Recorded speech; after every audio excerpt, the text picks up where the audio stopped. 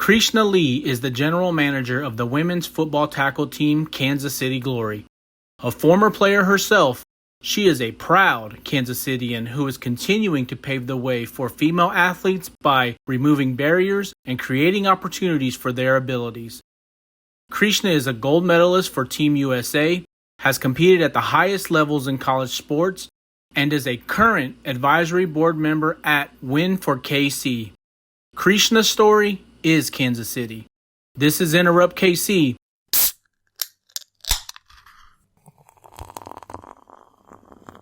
Enjoy this episode.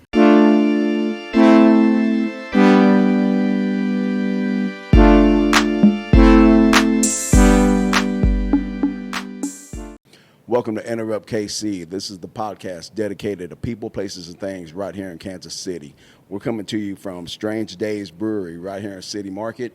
I'm your man, D-Rod. This is JL. Thank you, sir. Thank you, sir. How's it going, man? Man, it's going good, man. I'm excited, man, about today. I am very excited. You know, one thing that I was thinking about coming down this way is so far we kind of knew, or like every guest we've had somehow, some way, right, throughout the years. Like it seems like one of us knew them some way, and then all of a sudden we have a guest that we don't know very well. And they, but I am excited because I know that our audience, Kansas City, is going to learn a lot today about this person and their organization that they're with. Right, for sure, man. Just when I first met this woman, man, and what she is going to bring here to this platform we got, man. Yes, sir. A lot of people are excited, brother. Yes, a lot of people sir. are excited, So, man. So without further ado, we're going to interrupt our guest. And by interrupt, we mean introduce our guest. The one, the only, Krishna Lee. Hey, what's up, Krishna? What's up? She's like, I made it. We here. We're here. Yes, sir. So on the name, Yes. I read something real quick. Oh, boy. Because let me tell you something. The internet is a strange place. It Krishna. is. I hope you didn't take too much of a deep dive. I didn't. I did. I tried not to, but I bit. saw something that said I also go by KC. Yeah, so when I was born, the doctor told my parents I was going to be a boy. Mm-hmm. Not. And so my mom had heard the name Krishna when she was pregnant with my brother. He's 14 years older than me. Right. And so when they were like, hey, you got a girl, she was like, oh, dang. Well, Krishna, that's her name. Done. Right. My grandmother and my brother kind of got together and came up with my middle name, which is Corinne. Okay. And it starts with a C. And so my brother was like, great, I can call her Casey. Done. So nice. my brother and all his friends have called me Casey my whole life. Okay. And so, like, when you're younger and maybe not feeling quite as sure as yourself, right? Yeah. My name isn't something that we hear around here very often, right? Sure. It's very prevalent in the Indian community. It's a Hindu god. Okay. And so, but people here don't know it. So when they hear it, they stumble over things a little bit. And when I was younger, I'd be like, oh, you can just call me Casey. And so, we go there. Those initials right there. Right there, Perfect, yeah. man. It's perfect, right? We are talking to KC in KC about KC. Hey! 3 for the win. 3 for the man, win. That's good, man. That's So, Krishna, you are the general manager of the Kansas City Glory. Yes. And if people don't know or first time hearing, what is Kansas City Glory? Help us understand, what is Kansas City Glory? Who are they? Yeah, so the Kansas City Glory is the women's tackle football team here in Kansas City. We compete in the Women's National Football Conference, or WNFC. So we have 16 teams across the nation. Nice. We're heart of America, right? So we're the most centrally That's located right. team. But tackle football, women's tackle football goes back a long, long way. Yeah. Here in Kansas City. I know you went to Harmon, right, JL? Yes, ma'am. Yeah. So she did her research on me. I watched a few episodes. Hey. So I actually, a number of years ago, I actually found a ticket stub from when I went to watch the Kansas City Crunch women's tackle football team in 2001 playing at Harmon. Wow. And so we've had women's tackle football here in Kansas City for a long time. We got a long, great history of it here. And we just don't people don't know about us. Right. Well, here we are. So here we are, getting on platforms like yours, letting people know who we are, what we're about, and getting the name out there. That's what we're trying to do. And one thing I was also thinking about today, and it's just a pure coincidence. This is not on purpose, but this month, March, is Women's History Month. Indeed. Man, Yeah. I couldn't think of a better episode to have in March without you being here. I mean, this is awesome. So you talked about a little bit of that history. You said it was the KC Crush, and then I read... I think it was Crunch. Crunch. I'm sorry. Crunch. I misheard you. Crunch. And then it transitioned to Titans along the way? Or what does that look like? There's a lot of like leagues that have different kind of ownerships or started. Yeah. So I know there's a piece there that I'm not quite sure what we were in the that's middle. okay. But late 2000 or early aughts, late aughts, I guess. Yeah. Early 2010s. Somewhere in there. We had the Spartans and oh wow. Blank. Yeah, that's all right. The other one, blank. Yeah. when it comes to my head, I'm going to tell you That's later. all right. And so we had two really good teams that were both competing here in Kansas City Wow, in okay. different leagues. They joined forces, became the Titans. The Titans played in the WFA, the Women's Football Alliance, for a number of years. Okay. And then 2019, we established the Glory, went to the WNFC, and haven't looked back. How do you know how they came across that name, Glory? Glory? Yeah, our head coach and owner is just, a woman That's of God. Kiki. Kiki Man. Blackman, Oh, yeah, absolutely. man. Yeah. I think that has something to do with it. Honestly, I'd never asked that question to see what the exact origins of the name was. Right. Hey, it's a But it badass fitting. name. I It's like fitting. it, man. I like it. I like the logo. Yeah. The wings with the G in Hey, it. we had a former player that's a graphic designer that designed it for us too. Hell Nice. Yeah. Hell yeah. You mentioned Coach Kiki Blackman. Yeah. She's also the owner of the team. I saw this video of her while I was doing my research a little bit. And, man, I swear to God, that video, check it out. It's on Instagram, everybody. It's on Instagram. I saw it. It looks like a Netflix special about to happen in real time. Like it is such a great hype video for the team. Yeah. But I'll tell you, when I saw Coach Blackman, Kiki out there with the girls and just talking, I was like, man, I'm ready to go tear an ACL, get suited up, and get out there, man. I mean, That's what it honestly, takes, though, right, man? That's what Yeah. it takes. She man. has some fire to her. She does. She has some Yeah. fire and some passion, and she's one of those coaches you'll run through a brick wall for. So Man. Shout out Kiki. Yeah. man, for And, sure. and I also got to attend one of the practices, so I got Yeah. to see this firsthand a little bit, right? And I got to talk to Kiki. Shout out Kiki. Yeah. Yeah, man, that's excellent. I mean, honestly, I was like, man, this is awesome what y'all are doing. You talked about the league. So the league is 16 teams, and are they split up in, I think most people will try to comprehend this through the NFL, right? Yeah. So the NFL has these different divisions and all this going on. Yeah. Can you talk us through that a little bit? Yeah, absolutely. So we actually have 3 divisions in the WFC. We have a West, a Central, and an East. And so we're in the Central Conference. We're in there with Dallas, Houston, Mississippi, us, and Denver. And then the other 2 have even numbers. We actually have the odd number in our division. So when we get to playoffs, 2 from the West make it, 2 from the East make it, and then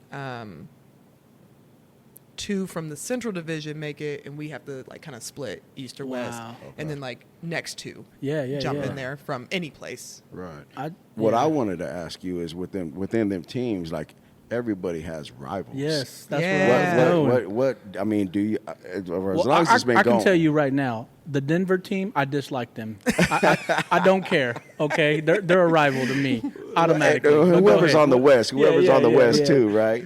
Yeah, I think probably Dallas is probably everybody's rival right Really? now. They've honestly been. They're a really great program, really great organization. They've been kind of dominating the league for a few years. Okay. And so I think they're at the top of everybody's list to Try and knock off. Yeah, right? exactly. So we've had the pleasure of playing them probably more than any other team in the last few seasons, a couple times in the regular season and then in the postseason a few times as well. So, Nice.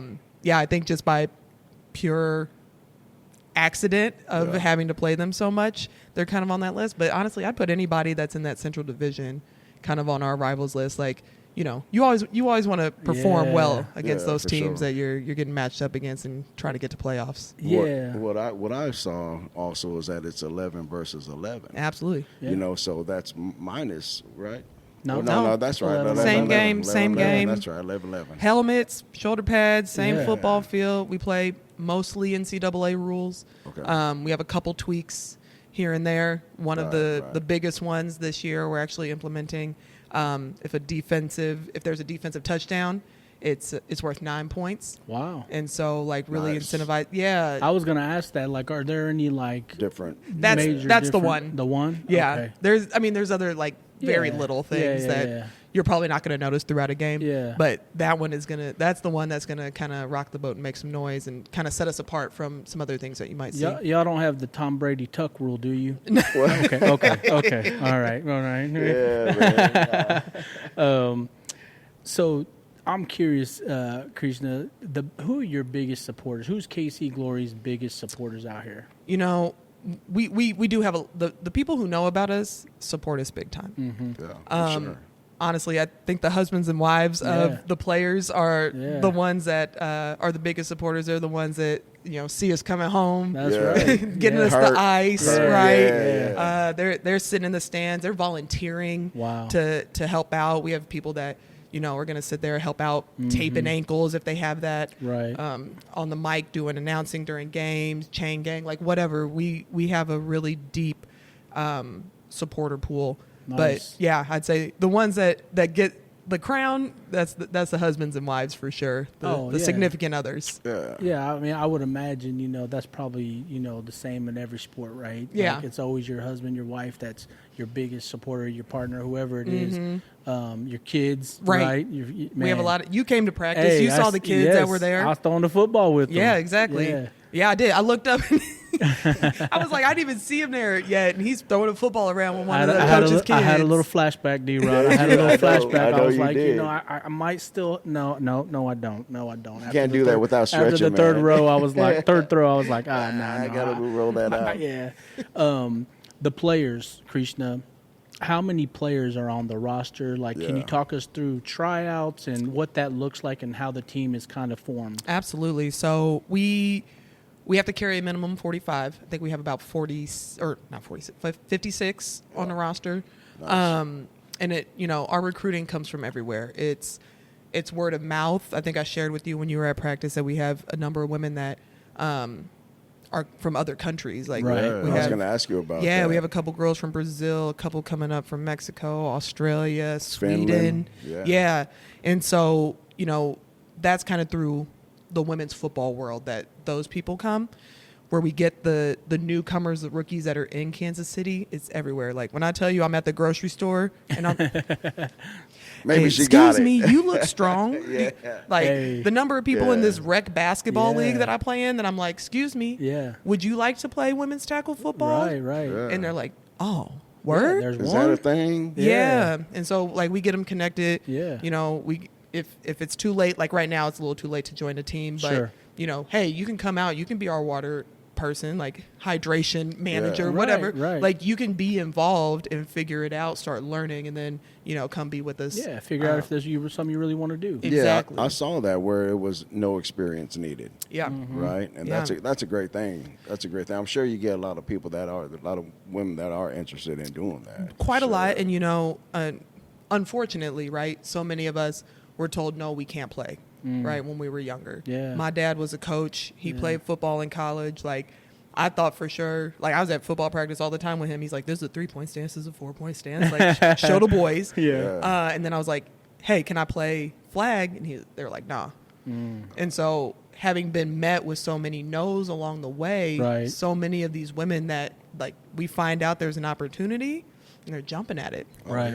Yeah. You know, one of the things I thought about is, you talked about where these players come from, and you're trying to just pluck and pull and recruit any player you can, right? And I'm assuming you want them to have a reasonable athletic ability. Absolutely. Absolutely. So what would you say? Like, what is the sport or sports that, in your mind, transition the best toward women's tackle football? That's an interesting question because tackle hasn't been on the platter for so many women, right? And because flag is just now making its resurgence, right? We haven't seen people come from the football world. So everybody else that's doing it is coming from so many backgrounds. Okay. Like I've seen dancers out there that I'm like, Which that's is a non-contact sport. You want to come out here? And that's a huge benefit as well to be that flexible. Exactly. Like you got great footwork. You can do these things. So, I mean, the best part about football is that there's so many positions and so many different types of people needed to make a successful team that the backgrounds, the different sport backgrounds, like they can be so vast. Right. Yeah. No, I mean, I was just thinking about that, like, because I saw the practice and man, these women come in all shapes and sizes, just like a regular football team, right? Yeah. And you can see automatically they all carry one thing. That's that mentality. Yeah. And shout out again to Coach Kiki, man, because you could tell like it's in there. Like she's trying to spark that flame. You for saw everybody. a little sparking while you were there too. I did see it. It was like you're gonna figure this out right now. Yeah. I mean, it was really dope. Well, that's what coaching's about. Yeah. That's exactly. What coaching's about. Do players get paid to play? Great question. As it stands right now, no. Mm-hmm. We are a league that is a pay-to-play league. Okay. The goal of the league and the team is to remove that barrier within the next couple of years. Mm-hmm. So really trying to work through the community with sponsorships and things like that so that we can say, show up, be the best darn football player you can be, and you don't have to worry about this financial responsibility. Right. We got you on that. I played for 7 years, 7. We'll say 7. I'm not going to oversell myself. And I knew, paying those fees and stuff, that the end goal was that somebody else didn't have to, right? And so now I'm in a position that I can work to try to make that a reality for some other women. Good. That is a salute moment if I ever heard one, man. Well, okay, let's do it, we're man. We're going to do a salute to Krishna. Well, I think we're going to do a couple of those. Hey, we are going to do a couple. There we go. Salute. To you at home. Yes. Grab yours, too. I mean, honestly, because, well said. Like, you, and we're going to get to more about you here in a second, but you have blazed the trail for other females to Let come me tell up. you, 100%. there was a lot of blazing before me. Mm-hmm. I'm following a path that other women laid for me. Absolutely, for sure. Absolutely. I wanted to recognize somebody, and correct me if I'm wrong, but I've heard or read that one of your oldest players is Sierra. Sierra Childress? Yes. Yeah, Is she one of the elder or tenors? Sierra's been playing for a long time. well, I wanted to give her a shout out. Yeah, I wanted to give her a shout out because we're talking about the players, Absolutely. and if she's been in it for she's for been the in trenches, it. She's right? been in it for many years past me, raising a family while doing it. I think she's been broken and put back together many times, and still keeps showing up with that same passion that she's had since day one. Yeah. Nice. And that's the case across the board, right? Oh, sure, yeah. Yeah, I could imagine. I could imagine. So, you stated earlier that the team's expenses really are through sponsorships, and I saw some of that on your page. Mm-hmm. They can help. People can come and help sponsor Kansas City Glory, the team. You guys, you travel. We right? do. So yeah. how often are you traveling throughout the year? So we do a 6-game regular season, 3 home, 3 away. So this year we're going. Our away games are Nashville, Houston, and Denver. Those are 3 really good cities. That's a lie. We're going Dallas, not Houston. Excuse me. Okay, Dallas. Dallas No, we're gonna. No, I'm just joking. Dallas is still hey, cool. Dallas is that's the No, I'm a Texas fan. I like Texas, man. Yeah, so But I won't root for them. it is, another expense because obviously getting us there, whether that's, renting vans to go, whether that's getting a chartered bus. right. Hotel. Hotel, exactly. And then, we pay for everything here too. So we're paying for the stadium and the refs and the production and all that kind of stuff when we're at home. Yeah. And then, of course, trying to be hospitable to our guests as well. Yeah. Give them some snacks and everything before we try to get down on the field. So really, Krishna, what we need Kansas City to show up to these damn games. Right? Absolutely. We need Kansas City Well, to that's show what we're up, here represent. for. Yeah. And that's what we're trying to do here is expose y'all to the Kansas City a little bit more. How can people get tickets? Yeah. You can come on our website, kansascityglory.com. Anybody that finds us here, we'll have a promo code for you, Enterrupt KC. It'll give you. Yay. Nice. Yeah, absolutely. Interrupt KC. What's up? Listen, you found the glory here. We're gonna say thank you for supporting these guys and thank you for supporting us. So, respect. regular tickets pre-sale are $14. They're $20 at the gate. If you do the pre-sale and do the promo code, we'll get you $10 tickets to get in. Hey. Nice. So where do you normally play at one particular place? Yeah, normally. Unfortunately, let me not tear up your stuff. We play it. We'll have our first game at Shawnee Mission North. Okay. Okay. That's been our home for a couple of seasons. They treat us very well over That's there. on Johnson Drive. Yeah, that's on Yes. Johnson Drive and Just at Metcalf. yeah. Yeah. Unfortunately, because of just how our home schedule shook out this year, they do one of the biggest track meets in the area, and they do their graduations on their football field. Right. And so we've fallen on 2 of those dates, unfortunately. Yeah. And so working hard, we got some things that are kind of penciled down. Good. But what I really would like is to have the next 2 games at the same location. Right. And that's kind of been a challenge so Okay. far. So, yeah. Well, Shawnee Mission North, step up. Hey. Hey, what's up? They treat us so well, and I know Yeah. they would accommodate us if they could. Oh, yeah. But it's been a great home for a number of seasons, and hopefully we can get ourselves back there. So if things promo work out code well. Interrupt KC. Interrupt KC. Get the pre-sale, and it all amounts to $10 tickets. Yes, sir. Shout out KC Glory for KC that, man. Glory, Thank man. y'all. Yeah. And you know what? We're gonna push this really hard for Yeah, you. For you. I have already. For real. You talked about where the games. The first game is when again? It is April 13th. April 13th. That's is a that Saturday. It's a Saturday. I'm 99% sure it's the 13th. I keep throwing the wrong dates in my head. And That's okay. Our We're president gonna keeps- find out. Yeah, all you gotta do is get on that website. Yeah, You're yeah. interested, get it up on there and look at it. Follow us on Instagram, Facebook. We got a TikTok. They're all under KC Glory, and you can get the links to tickets and everything from there too. Yeah. Nice. I was. Go ahead, Nero. Sorry. No, what I wanted to ask you Yeah. is what causes passion within yourself to get involved with this? I mean, Yeah. you talked a little bit about college and all that. I mean, can you touch on that a little bit? Yeah, so I was an athlete my whole life. Like I said, my brother's 14 years older than me, so I grew up watching him play basketball, volleyball. He was a really great volleyball player.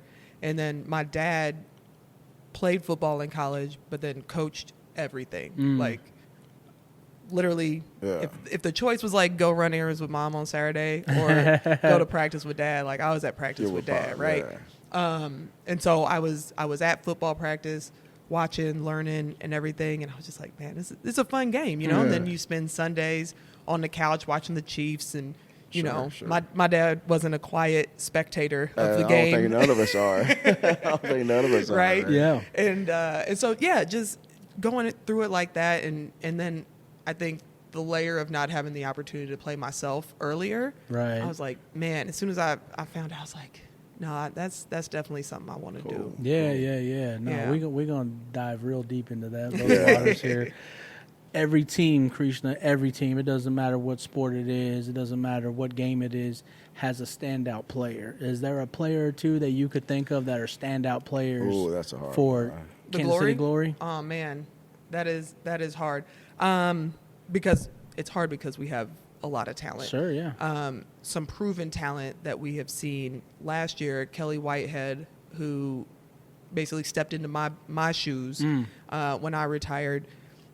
Played for the Australian national team. Okay. Is from Australia. She's actually, I think she gets here in a couple of days. Hey. So we're really excited to Welcome have her to back. Kansas City, Kelly. Welcome back, Kelly. Yeah. But last year, as a rookie in our league, set the league record for single season tackles. I think it was at 79. Wow. Oh, man. This woman was all over the Beast. field. Beast. was Yeah. And so, like, just as somebody that was able to, step away, and I was thinking, man, like, who's going to step into my spot? Like, am I leaving my team high and dry? Second I saw her, I was like, we are good. Yes. I think also Cyrita Napalu, who is a D tackle Okay. for us, is she's one of the best in the league, man. Yeah. They, you don't have many people that are like, I'm definitely trying to run away from that woman. They trying to run away from that woman. And then she brings everybody such joy on the field too. Like, those people that are like the heartbeat. Yeah. She's got that. Yeah. And then we have some folks that haven't played for us before, but you can already tell Right. they just have the mindset of Kansas City Glory. And Yeah. so I'm honestly super excited about this season. I think we have a really cohesive team. Nice. And that's the part that gets you over the hump, right? Like, you can Right. have so much talent, but if you can't work together, what does it mean? Right. And so I'm really excited to see these women take the field this year because of what they've done off the field together. That's excellent. That's excellent.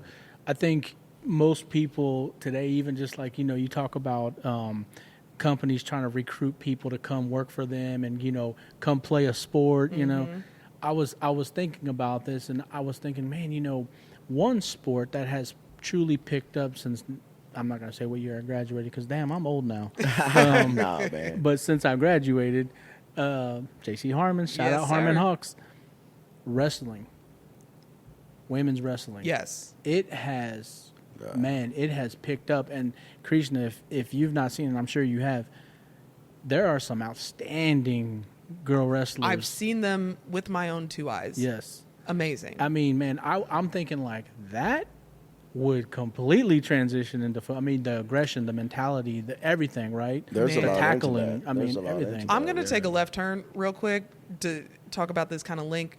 So I also sit on the board for Win for KC. It's the Women's Intersport Network for Kansas City Nice. under the Sports Commission umbrella. And every summer they do a camp called Camp Win. And it's for girls 6 to 12, and they get to try out like 14 different sports. Oh, okay. And so for years, the Glory has gone out and done tackle football with them. Yeah. I also do some track with them too, just as other things from my past, right? Yeah. And one year we had girls that came from wrestling down to football, and the way these girls were already so jacked up because they'd already had an experience at that camp, like right before they came to us, where they were told like they can be aggressive, Right. they can be physical, Right. right? Like these The things whole are okay grappling. right now. Yeah. And then when I tell you this, I've never had a group so jacked up to come hit something.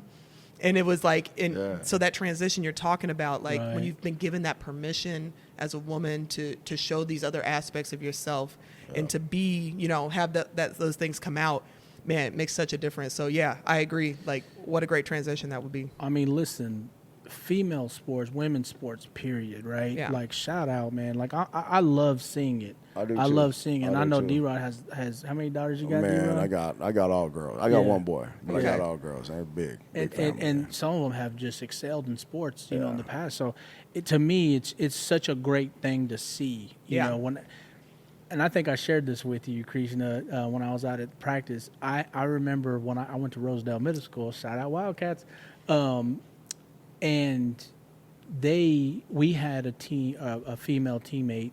I believe her name was Rachel, and man, I can honestly tell you, I don't think anybody said anything, negative to her or tried to mistreat her or anything like that, because you get it, right? Like, if you're willing to stand in there, do these drills with us, get hit with us, take the coaches chewing with us, run these lines with us, everything, hey, you a teammate, Right. you know, Respect, like you a right? teammate, Got the like respect. I don't care what you look like or what anything like that, right? Yeah. You keep up, right?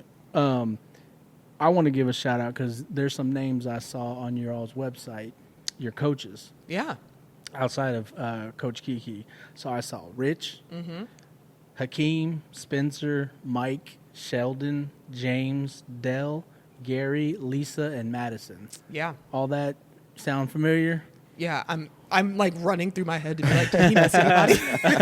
Hey, I probably did, and I apologize. This was on the website, Yeah. but there was somebody kicking the football out there, and I remember we were talking about that. I was like, man, she's out there stretching. She looked like she's about to kick somebody's ass or kick this football. I don't know which one. Probably both. Man. Yeah, probably Yeah. both. Who is that? That is our president. Her name is Sheila Sickow. Okay. Shout out Sheila. Yeah. Sheila holds the record for the longest field goal in our league history as well. Really? You know what that is? I think it's 43 yards. Hey, wow. That's I've seen her hit further. That's a boot, man. That's a hell of a boot. Yeah, so she retired with me, and now we're front office staff. Hey, that transition, was it hard for you to go from player to not playing and, being executive staff of the team? I know you're still in that field, right? You're just right there along the sidelines, just You know, barking and yelling, right? I think in an ideal world, I would have taken more time away before I came back, right? Yeah. Making that transition immediately was tough. It still is. Like, I'm at practice. There's not a practice I show up to that at least 3 people aren't like, where are your pads? You just gonna come? You gonna come get back? on in here and play Come with on us. back. Yeah. And you're like, you don't want me to pad up? I'll knock you I in haven't the hit neck. anybody in 18 months. So yeah, it's a tough transition. Going from like this ultra competitive, got your teammates relying on you, hitting the gym. That's probably one of the biggest things. Like getting to the gym when I don't have somebody truly relying on me to be at my strongest, fastest, best. It's a little hard to convince yourself to get over there, right? Yeah. But yeah, I prepared for it. I've gone through the transition of not being an athlete a couple times, right? And when your identity is so wrapped up in that part of you, Right. That can be a really tough transition. And it was really tough coming out of college when I was no longer doing track, and some other parts of my life where, I actually stepped away from football. My body could still play. Now I'd be a little sore.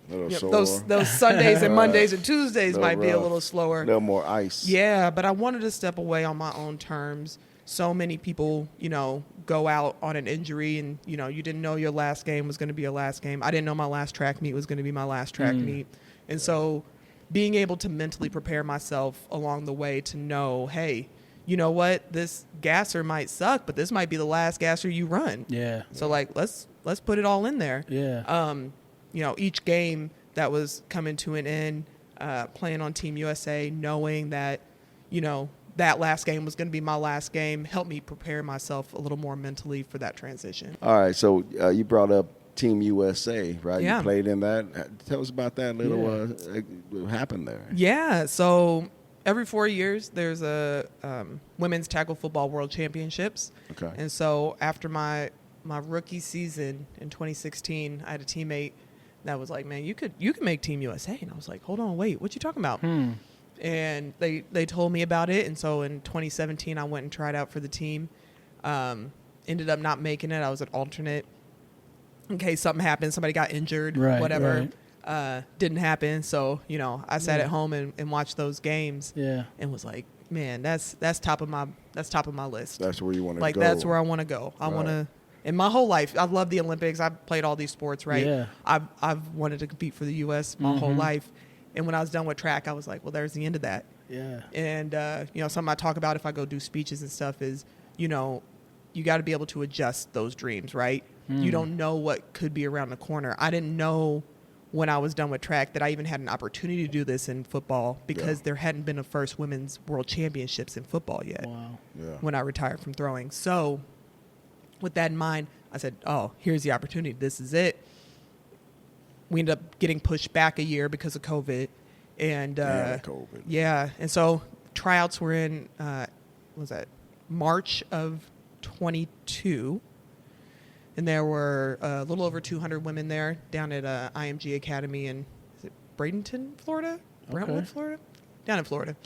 And, ended up making it at tight end. The roster was set at 45. So made the team, went to training camp in July of 22 down at, we were in Canton, North Canton, Ohio. And stayed there for a week. Everybody got on a flight, went to Helsinki, Finland. Wow. And we played 3 games over there and came out with a gold medal. Nice. Here it is. Nice. Yeah, Here it is, gonna y'all. say, I brought hey, it with me. Hey, Does the there it light is. hit it right? Check out the gold medal. Well, with that being said, Hey, I said we're going to that's do a few another- toasts, Hey, right? let's It get it. was, Salud. for the gold Salud. medal, man. There it is right there. Krishna, every Great, team, man. That's great. every team, and this is something I think all fans of a sport could relate to. I mean, here we are, we're getting ready to embark on another Kansas City Royals venture, and it's like, okay, what are they going to do this year? What are the projections? So, Yeah. my question to Krishna is, what's your projection for the team this year, 2024 Kansas City Glory? Man, I think we're something to look out for, which I think that's something that's always on the horizon for us. I think we've been a really solid team for a long time. Mm-hmm. And then, like I said, just seeing the way these women have come together off the field, like they're doing great work on the field, but I think specifically seeing them come together on the field or off the field, says a lot about that team camaraderie and like those intangibles that like you can't coach. Yeah. Right.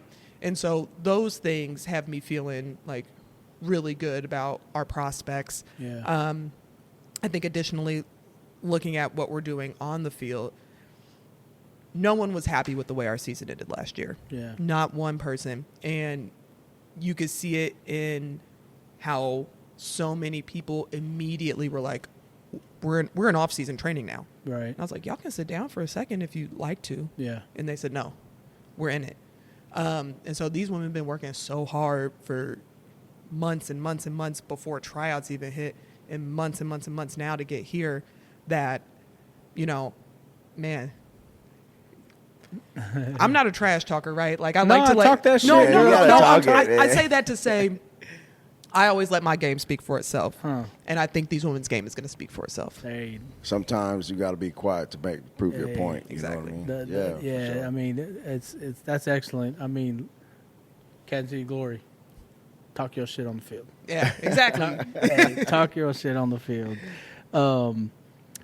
Is there a player locally, professionally, on the men's side that has come out to the games that you're aware of or supported the team, or anybody like that that's come out and kind of helped support the team?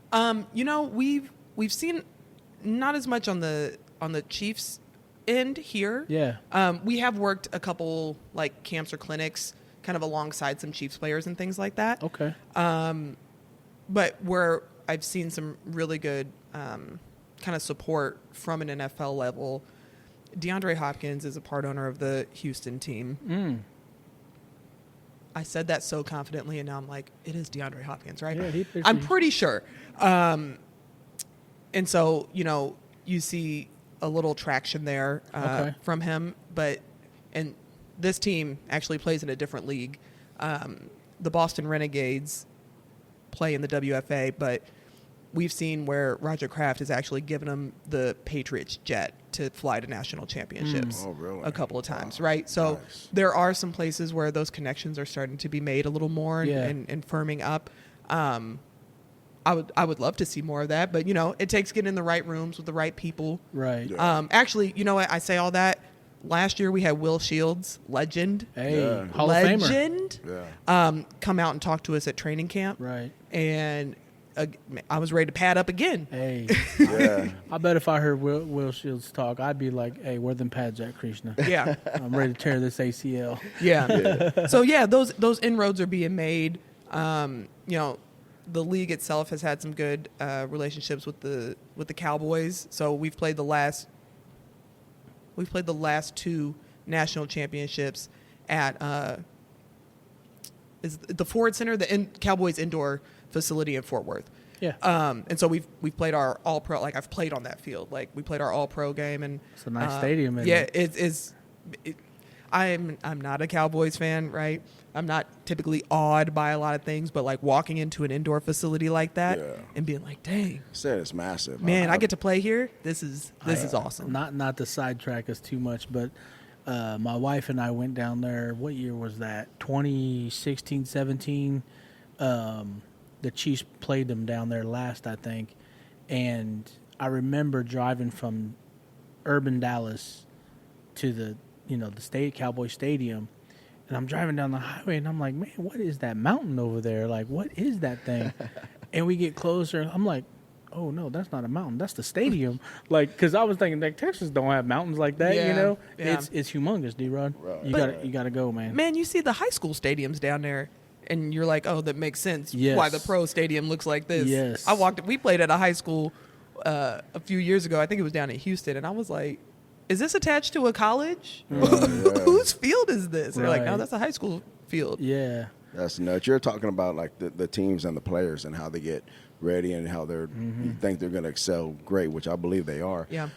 What gets them going? Is there some type of, besides each other, you guys got like a playlist you be throwing on there to get them hyped up or anything? You know what? For a few years, we had like a collaborative playlist. We were like, all right, we made it. Like, people just throw whatever songs you want whatever to on gets there, and kind of gets going. We do the same thing for like our music, like on-field music that is edited, of course. Right. And so we're like, send us the edited version. Please. It's not going on if it's explicit. Right. Yeah. So Just like hype. hype music, whatever, Yeah. and we'll play a lot of stuff. Yeah. Don't let me be in charge of the playlist. We don't have Earth, Wind, and Fire going. So Hey, that's what I'm saying. No, that's a different. That's a That's a different mood. vibe. That's Different mood. vibes, yeah. Man. What does the team, Krishna, what does the team Kansas City Glory represent to you? I think a number of things. Opportunity, right? Like I talked about, a lot of us didn't have. There's some women that were able to play Sure. prior to this, but for a lot of us, it's opportunity. I think one thing that I really have always loved about women's football is that sense of family.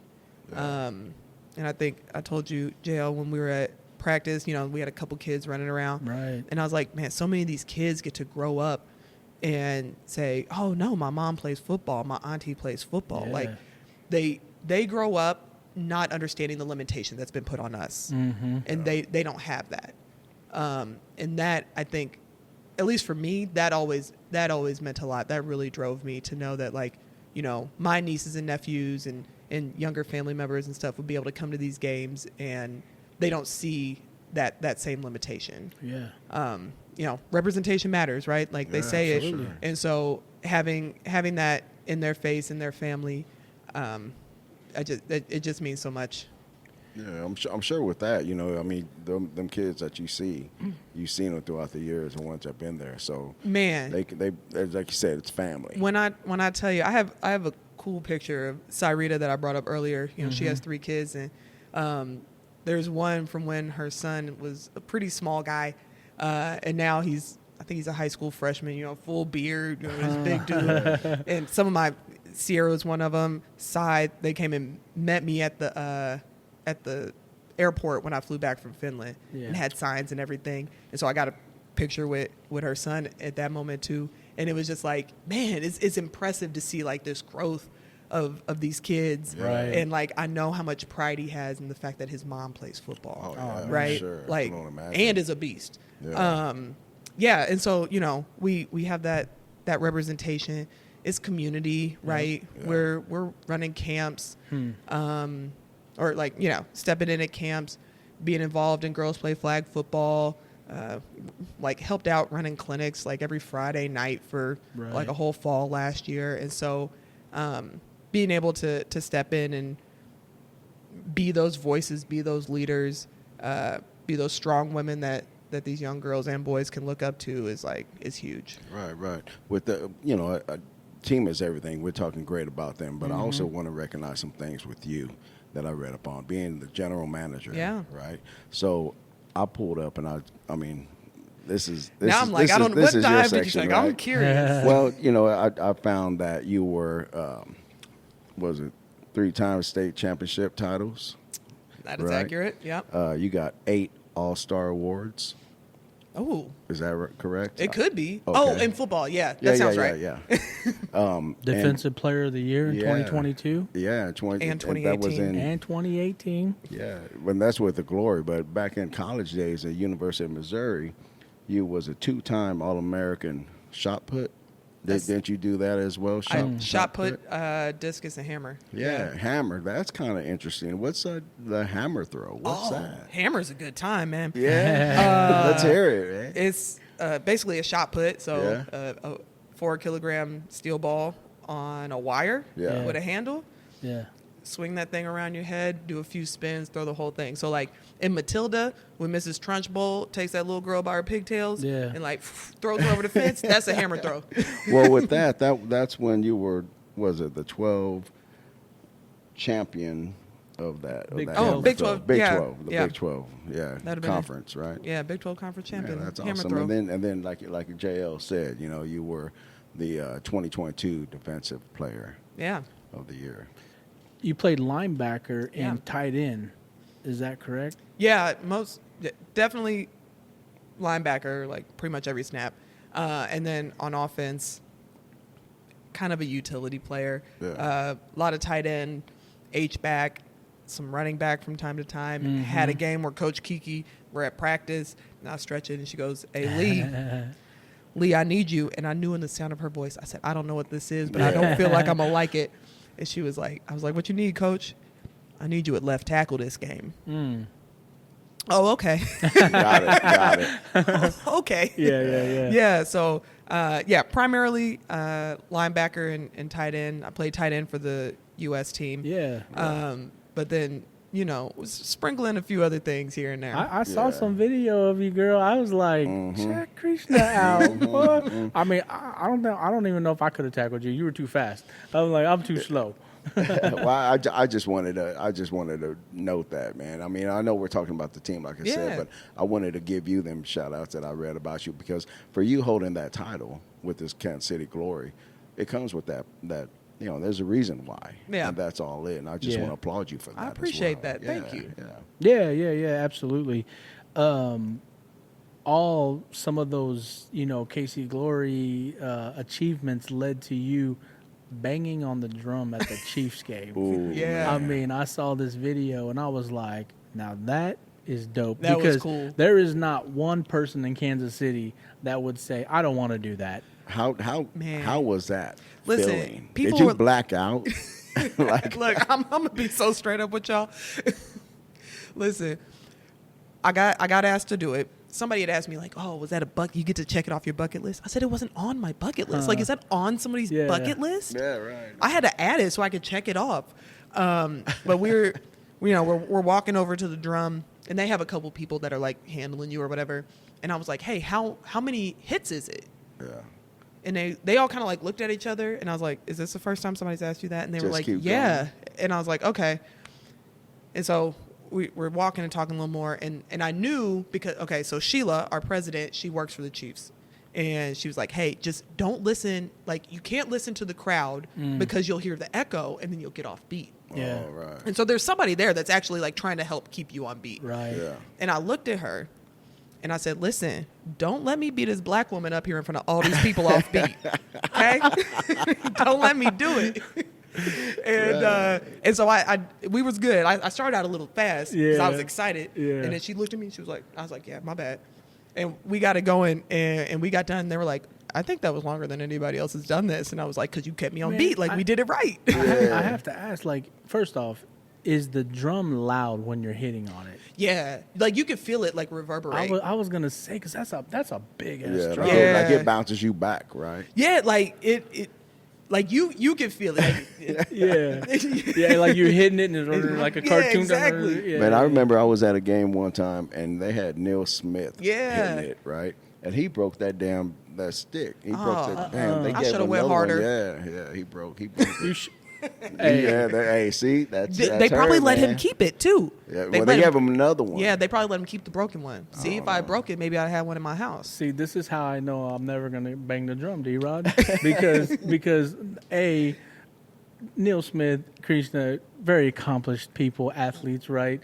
I'm not. So let's start there. Second, I will be off beat because I'm gonna be so happy and excited that I'm up there, I'm just gonna start banging on that thing real fast. Man, Look, I fuck around and jump on that drum. Find man. that video again, you'll be like, oh, those first 2 beats are real quick. Well, everybody go and look for that. Everybody Hey, this a rap song, everybody. Get ready. Nice Yeah. one, man. Yeah. No, that's dope though. Seriously, Krishna, I was just like, man, I was watching this video and I was like, now that to me, like that should be part of your resume. Like whenever you put shit on your resume, you should be like, bang the drum at the Kansas City Chiefs game. You know what? Honestly, I'm adding it now. You should. I'm going to get home and put it right on there. That's an accomplishment. Yeah. I'm sorry. They're like, is this a video link on the resume? Yes, it is. It can be.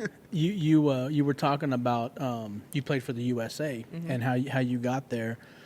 One of the things I was thinking about is like, what does that competition look like across the world? Because, you know, all of us who've watched Olympic sports, right? I mean, you see the running, you see the javelin, you see all these sports, swimming and everything, and particularly like I'm thinking about the NBA, where I remember, you know, I grew up in the era of Michael Jordan, The Dream Team. yeah, the Dream Let's Team, go. like Yeah. So I'm thinking like, you know, these guys. They were dominating teams. Man, well, beating everybody. then you look at present day, and the rest of the world has caught up with the NBA. Yeah. I mean, we're plucking people from Europe, China, everywhere now, right?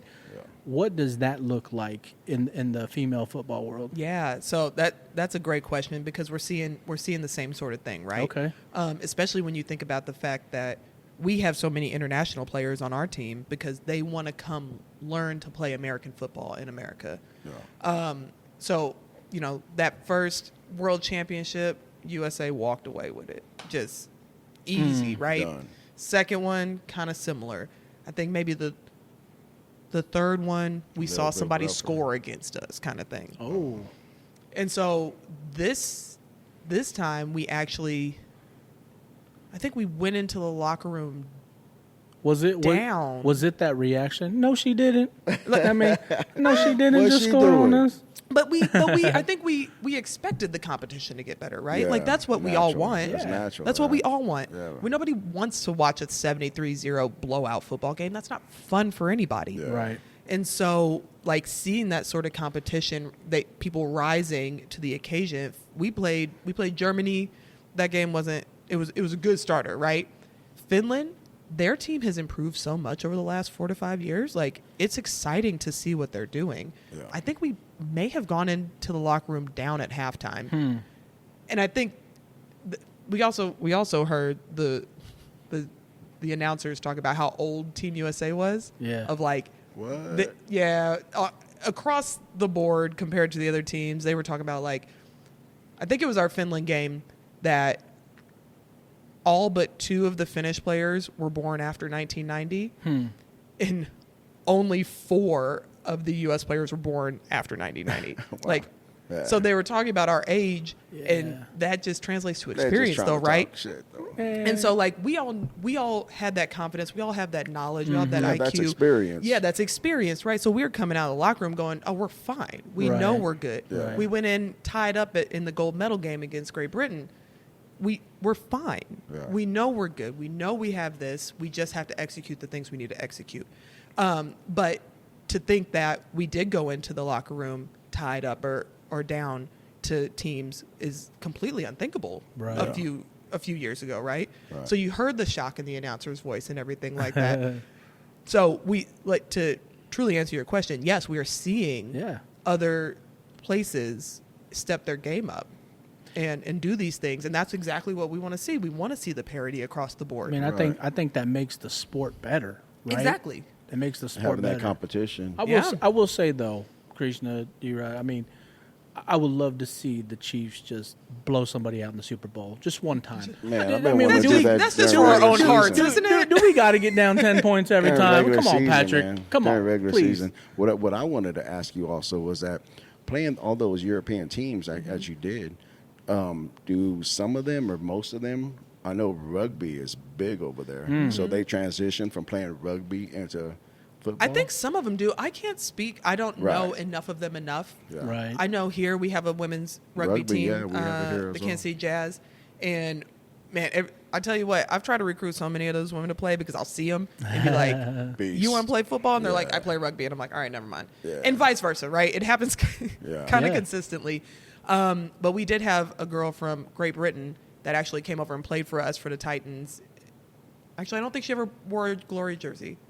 I can't say that Where's for she sure. at now? We need to get her. She's still there. Oh, But when she was here, she played for us and the Jazz and went to the gym. Like, that's what she did. She was like, She I was work rugby, out. yeah. Yeah. And so I want to learn like American football in the U.S. I'm going to play some rugby while I'm here. Right. And so you do see that. I think probably a little more with those European teams than here. And Yeah. is that part of the reason why, like, your player from Finland and Australia and Sweden, are they want to come and learn? Yeah. That's Yeah. the Yeah. reason being. Well, right? Don't give them all the goods, Krishna. But it's great, right? Yeah. It It makes them all better. But we still wanna players. win. I do want to win, but you always want to win against the best at their best, That's right? true. That's true. That's Yeah, what I for want to sure. do. I want to win against the best at their best, and if they get more Absolutely. knowledge and they get more expertise over there, then we can say no, Yeah. we are the best. That's a It's not because competitive. you haven't gotten the Right. opportunity. It's not because you don't have great coaches that understand the game. It's because we're better than you. Right. Yeah, Absolutely. That's I mean, the competitiveness. Yeah, I mean, I'm sitting here like thinking about how the game is grown, right? You talked about that a little bit. It clearly has a long history Yeah. of women who just kind of blazed that trail, like Yeah. you were talking about earlier. To see this happen with female women's football, and then we see things just here in our own city. Kansas City Current, Man. shout out! I mean, they're just right across the river Yeah. over here, or actually not They're not across even- the river. They're just right down the street. 1.1 miles. Yeah, I know 1.1 how miles. far that is because I will be taking that walk on March 16th for that home opener Hey, from here. Oh, Shout yeah. out KC Nice. Yeah. Current, but that ownership group and just the team, see them. I mean, it gets Kansas City excited to watch, these women play the game. Yeah. But the point I was going with is that some of what I'm learning about the KC Current, because I'm still learning, Yeah. is their players are from different countries. They have a number of players from different countries. I mean, Yeah. they have a couple Yeah. Brazilian players, just Latin Yeah, American yeah. players, and I'm sure from other parts of the world. I'm probably skipping out on some people, but it's good to see that also too with what you're seeing in your league. Yeah. Yeah. You know. It's just visibility, right? Absolutely. And so many people's eyes are on the Current for some of the same things that Do we're y'all trying ever to get eyes on the Glory. connect at all? Is there any connection there or? Not as much as I would love to have. Yeah. If y'all are interested. Shout out Casey. But yeah, come on. we do have a lot of our players that are like season ticket holders that love Right. being out there Yeah. and supporting them. They actually, their community outreach department has allowed us to go and talk about the Glory at games. I think we were at the home opener last year on the concourse out at Children's Mercy Park to be able to tell people about the Glory and got a lot of interest that way. So not as much as I was like, but we do have some great connections with them. Nice. Yeah. So you said about I know your first game's coming up. Yeah. April next month, right? How long has that practice been? Have you been starting practice and all that already? Yeah, so we had training camp. I think it was the weekend. We usually do it the weekend after Super Bowl. That's when everybody starts, right? Yeah, but that's when it's like, get your head right. We're in it. Yeah. We've been having, organized activities and stuff for training. Or we had tryouts. I think it was the first weekend in November. Maybe the last week in wow. October, Okay. somewhere in there. Yeah. And we have a national tryout day. So the entire league has the same tryout day. Okay. Okay. So we can promote it across the league and everything like that. Nice. Might be a little earlier than I said. But, once we have those, we tell people, hey, you made it. This is where we think you fit, all that kind of stuff. Yeah. We're hitting the ground running. If there's a female right now, and I know we talked about this a little bit, they got to be 18 or older, Yes. right? 18 or older who's listening to this or hearing about this, and they're Wanna like, get down. man, I want to throw on some pads and see what this Yeah. is about. I Yeah. want to How do they contact you? How do they contact the team? I know the tryouts are passed, but how do they get engaged? Is there a website? Yeah. Some contact information you can share? There's a few ways. You can email us, kcglory at WNFCfootball.com. On our website, there's a spot where you can say interested player, and they'll give a drop down. You fill out your information, they'll send it to us, or it'll come to us. Yeah. People jump in our DMs on social media all the time. I may have guilty done that over here. Once or twice. And then there's also at the league level, some people aren't aware that they're in a region that has a team. And so you can fill out if you happen to have a wider swath, right? You're hitting some people that maybe aren't specifically in Kansas City, but, that know you guys and are in a different part of the country. You can fill out a form on the league website at WNFCfootball.com, and our CEO of the league will funnel those interest forms to us as well. Yeah. So if there's like a team closer to their home or something, they can get connected and engage with them. Exactly. Nice. I wanted to ask you. I asked you before we got started here about that apparel, about that shirt. This guy? How can I get one? I got How y'all. can anybody Listen, else I got get y'all. Don't worry. we have an admin meeting tomorrow actually to set up our store. Really? Really? Where's that going to be at? It won't be a physical one. It'll be just online. Yep. Online. Yep. Nice. But we'll have it. You'll be able to get through it through the website and everything. The same website. Yep. Same website. And then we should have some. Actually, I forgot to bring it. I ran home to grab stuff, and then I was on my way back. We'll at the games we'll also have some kind of replica jersey sales as well. Oh, really? That are like it's going to be our white ones. They're going to be they're tough. Pretty tough. Yeah. Dope. Hey. I need to rock some of that. I definitely need to rock it, and I promise I'm going to wear one on one of these future episodes. Whenever I get it, man. I mean, we talk about this every episode, D-Rod. We talk about representing Kansas City. I mean, you see us right now, KC hat. Man, I know I got a K, but you see the shirt. Kansas City versus everybody. You know, we're probably the only town that reps our city this hard, and I hear that from everybody from out of town, and I'm like, I'm here for it. Yeah, that's exactly. And I'm going through these episodes in my mind. Every person has pretty much said that, but Carlos Gomez says it specifically. Yeah. We talked about Kansas City, and he's like, I have friends, and they're like, I live in West Palm Beach, and people don't wear West Palm Beach shirts down there. Nah. And I'm like, yeah, because what's down there, a beach? You take the shirt off. Who needs shirts? Yeah, what do I need a hat for? I'm here for the sun. Yeah. Let's get to you though, Krishna. Oh boy.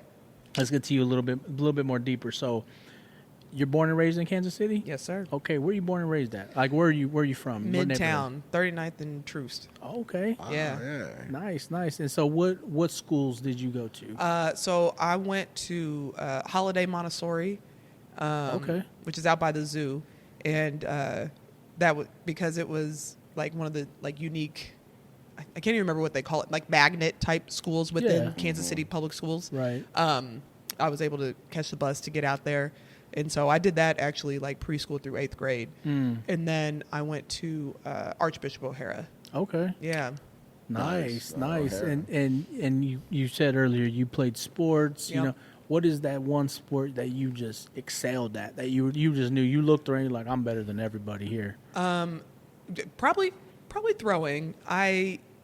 Basketball was my first love. When I first started, I actually played for like Kansas City Keys. They had a whole league out at Central High School. Okay. And I asked my mom if I could play. She was like, for sure. I was in 2nd grade. Yeah. They were like, oh, we signed up late. We don't have any more 2nd grade teams. You'll have to play with the 4th grade team. I was a big kid, right? Sure. So my parents were like, oh, it's fine. She's at practice all the time with Dad. It's okay. Man, I was bad. My mom is my biggest supporter, and she was like, maybe we should try a different sport. Oh. What's your mama's name? Kathleen. Okay. Or Mama Lee. Everybody knows about Mama Lee. Shout out Mama Lee. So after that first season, I was like, no, I'm gonna get good. This is it. So basketball was first love. I ended up doing, I was a swimmer. I did karate for a long time growing up too. Oh yeah. I started out when I was like 4. Yeah. How far did you get in that? I have a 2nd degree black belt. Nice. I knew that when I met you. You could tell? I was like, don't mess with her. She's not the one. Don't talk no shit to her. So do you still like spar and do all things like that? Man, I want to. We talked a little bit before. Yeah, I got a pretty busy schedule, but that is definitely something that I've wanted to get back into. Well, that's one of those things that I feel like once you had it, you don't lose it. You lose some. A little bit. I Definitely lose the I messed flexibility. around with it back in the day a little bit Yeah. when I was younger. I used to go to a place over off of Westport Road. Okay. And I can't remember how far I got. I think I got green. I don't remember the levels of Yeah. them. I don't know where that's at, but I think it was. I reached the peak of my life doing karate. I think I got to a green belt maybe. Yeah.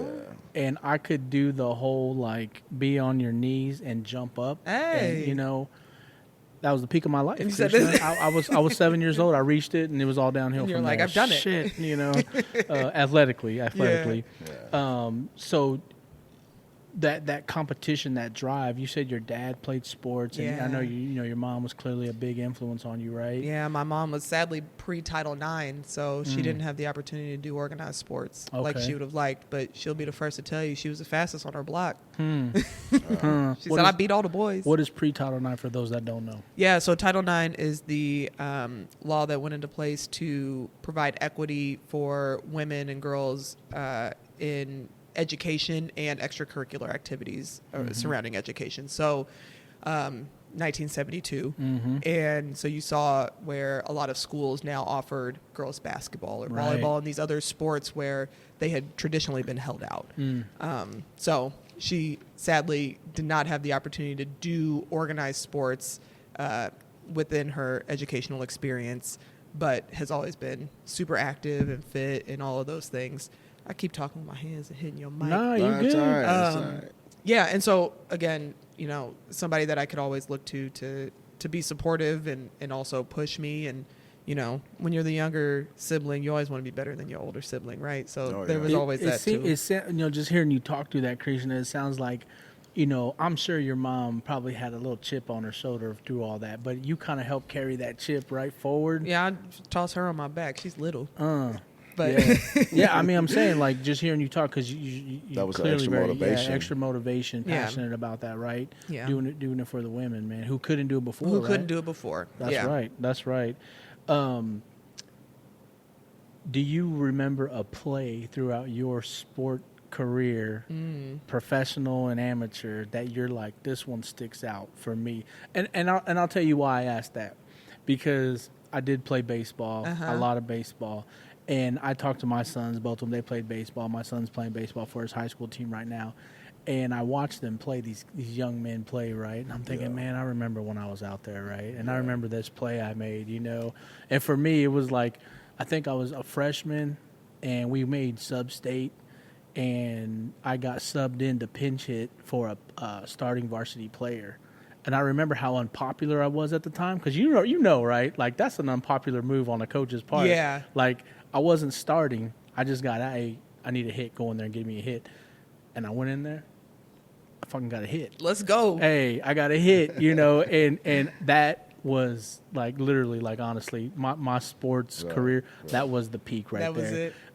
But for you, Man. what is that moment? Is there a couple that stick out? There's a couple. There's a couple in my college career that, honestly, one that like is top of mind, and I coach high school track now, and I've kind of talked to my throwers about the fact that like we're in an individual sport, Right. but you do have a team around you, right? You do have people Right. supporting you that are lifting you up, that are rooting for you. Yeah. And I remember Big 12 championships my senior year. I think the day one, I think I won hammer. Day two, I end up like 6th in disc, which shocking for me, to be fair. Like Yeah. my disc didn't Yeah. go as well as I wanted to my Right. collegiate career, but it got to a good point, made regionals, all these things. Yeah. But shot put, I'm stepping in the ring for my last throw. I'm in second place. I'm trying to beat Patience Knight from Texas Tech. Okay. And we're on the inside of the track, and the 200 start is about to happen, like right where we're at. Okay.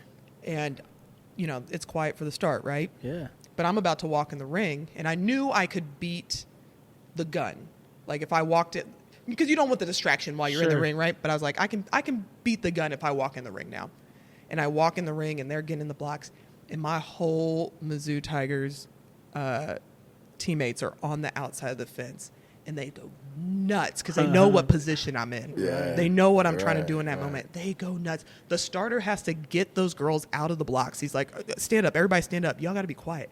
They're going crazy. Yeah. I throw it. It didn't beat her, right? It's a great story to be like, and then I won. Yeah. I didn't beat her, but that moment, even though it didn't turn out how I wanted to, that moment sticks with me because that's the kind of like environment we had. That's the kind of support we That's the had, backup. right? You have Yeah, that exactly. backup, And that's the stuff I try to convey to my kids now. Awesome. Man. But I'll tell you one that really does stick with me. Yeah. Let's hear it. Playoffs a couple years ago. We're down in Atlanta. Hottest game I've ever played in my life. Atlanta. Yeah, man. If we so on this one, if we had this pick 9 defensive score, and we would have won this game. We ended up losing. But I'd been watching a lot of film on this running back, and I was like, man, she carries that ball a little away from her body. She holds it like a loaf of bread, man. Right. And I read it, like I was in film, so I was like, I know what they about to do. And they hand it off to her, and she's going like a stretch play, and I at no point was I about to tackle this girl. I just went up, ripped the ball out her hand, and ran it for a touchdown. Like I just took it. Is there a video of that? Can There we is. find that? Hey. It's on social media somewhere. We gonna find we that. But gonna it was find Okay, what it was against Atlanta? it was against who did we play? It You might were have in the been- playoffs. You said we were in Atlanta. playoffs in Atlanta, but we were playing What year was it? 20. 21. 22? 21. That sounds right. 21. We got I'll to do some find, research. I'll find it. It's on the WNFC. You got my one. number, girl. Text me Yeah, that video. I'll show you. But it was one of those ones where I was like, everything slowed down, right? Yeah. Like I came off and I was like, I did that. Yeah. oh, Yeah. it took off, and I was just like, yeah, that's one of those ones where like all your preparation comes together, right? Like Well, you said earlier, studying the film and everything. you study the film, you know what you're looking for, you know what they're gonna do, and then you take a little chance too. Right. Yeah. Because if What I you didn't see. get that, my coaches would have been mad. Right. They was waiting for you. They was waiting for you. Exactly. You kind of touched on this a little bit, talking about your teammates and kind of being there for you in that moment, Yeah. right? You were talking about. I guess, why do you feel, what is your encouragement to young women about playing sports, period? What are the benefits they get out of it? Because I will tell you, Krishna, I grew up with a lot of dudes around me, and I had a lot of cousins. I'm Mexican, man. We got and sometimes their parents, they were like, no, you're not playing sports. You're not, they didn't want them to be physically hurt or something like Yeah. that, right? But, I played every sport I think I could growing up. And to your point, like, there's so many benefits and friendships and relationships and some of the things you talked about KC Glory represents. But what would you say is the reasons why young women should play sports? I think there's a lot of being able to kind of, I was going to say challenge the status quo, but to be honest, I think we're moving past that, Oh, right? yeah, absolutely. Yeah, for sure. In every way. Yeah, to see what the current's done in our city, to see Caitlin Clark. I had boys at school the other day. I heard them talking about Caitlin Clark breaking the NCAA scoring record. Yes. Right, and so I think it's not the same as it used to be, right? If how often is somebody like, no, you can't go play sports at this point? Yeah. Right. But I think you do get those friendships. You do get to push yourself and challenge who you are and how well you think you can perform. Right. I think, we always talk about how, sports teaches you life lessons. As a coach, I think sports teaches you life lessons, right? Right. But we get this safety net so that you learn, you fail, right? But you get caught and you get stood back up and you learn it, and then you can go on and you can apply it in other areas of your life. Right. Teach you how to deal with adversity. Yeah, right? But so much of that, it doesn't just happen because you play sports. It happens because you have mentors and coaches Right. and leaders that are Team. intentional Yeah. about teaching you those things. Right. Right. And so I think that's the biggest thing for me when I'm in my role as GM or I'm in my role as track coach or basketball coach or whatever, is that I'm intentional about the things I'm doing so that the people I'm leading get everything out of sport that they can. Right. With that being said, and with the mentor and all that, is there anybody that you like to show any appreciation for that helped you along the way? That's a long list. Okay, That's a I long believe it. list. I believe There's it. another number of people. Obviously, my father's one of them. Yeah, of course. Showing me what it looks like to be a great coach, to invest in people. Right. Yeah. He was a guy that consistently was like, "Oh, I'm bringing this kid with us to go to this basketball clinic with you." Like he was investing in the kids in his area. He coached it in KCK. He was at Wyandotte for a long time. BU00 dog. Yeah. I have so many of their cheers still stuck in my head. Oh Real, my let's God. hear it. Oh, man, no, I can't do it. Come on. But yeah, obviously number one in that area. My high school basketball coach. Yeah. I was just thinking about this. This was her last season. She's principal at St. Michael, and so I was able to be there as a player with What's her. her name? Right. Mary, I almost said her maiden name, Mary Croning. Okay. But she was the first female coach I had in like that leadership role, and to be able to see like the passion she had for the game and how, she didn't.